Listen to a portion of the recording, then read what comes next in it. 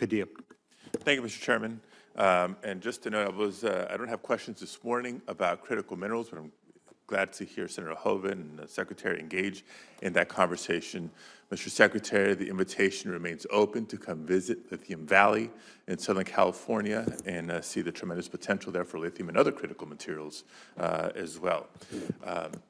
Feels like it's been years since you were here for your confirmation hearing and your vote in our previous conversation. So I hope you're enjoying the job. It's everything you were looking forward to and then some. But look, we're knee deep on a number of issues and concerns, so I'll get right into it.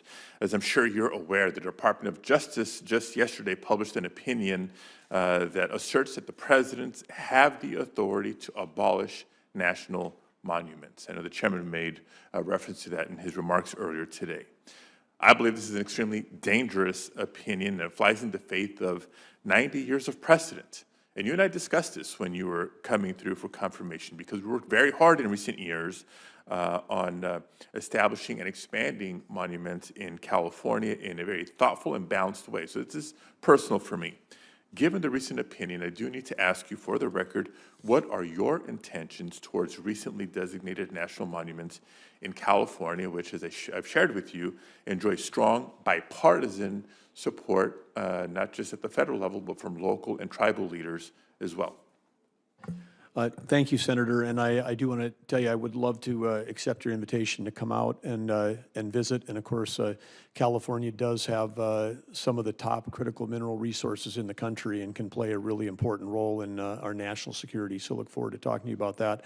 On the monuments, we have a responsibility and direction to take a look at the recently created ones. I think this is something that we all know. If you just, again, we do have the data on that. Most of these monuments have been created in the last weeks and months of presidential terms, and always under the idea that they were everyone was consulted. I have had people in my office, not for the ones in California, but I've had people in my office saying, hey, we weren't consulted.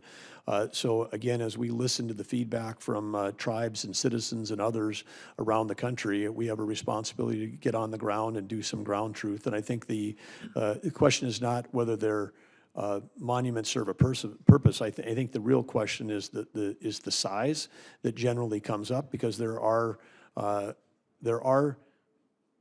people in communities, when we create restrictions on land use, that does restrict some of their economic opportunity, and we want to listen to those as well. But again, we're looking for a balanced approach, and happy to continue that dialogue with you. Well, I appreciate that, but just again, for the record, recognizing states in the West tend to be larger than states in the East. So the appropriateness and size of monuments and other areas of designation tend to be larger because of the acres that we're talking about. You mentioned engagement and consultation in the creation of monuments.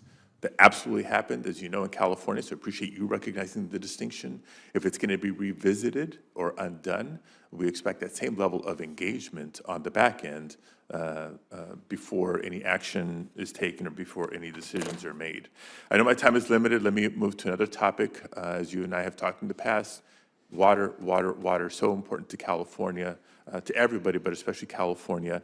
The Department of Reclamation, according to reports, has lost 1,400 public servants, approximately 25% of the agency's entire workforce. In the Bureau of Reclamation's regional office in Sacramento, there used to be 50 staff handling financial issues alone, and now there's only 12. This is the staff that works to approve contracts, grants, agreements, et cetera. Yet the Bureau of Reclamation's California office has cut its staff responsible for these aspects of water infrastructure by nearly 80%. Will you commit to look at the number of finance staff at Reclamation's California regional office to ensure that there's sufficient capacity there to meet the administrative needs of our critical water infrastructure and investments? Yes, happy to for sure take a look at that. I'm a little surprised at the 80%, because the only reductions would have been so far through people taking one of the early retirement options, unless in that data, and my team can follow up, because we did take some people that were in finance, HR, and IT and roll them up to the Secretary's office, because we felt there was an opportunity for unification at a broader level, state versus say, regional. So I'd want to make sure that some of those people, I'm just wondering if they're still there, they're just being accounted in another area.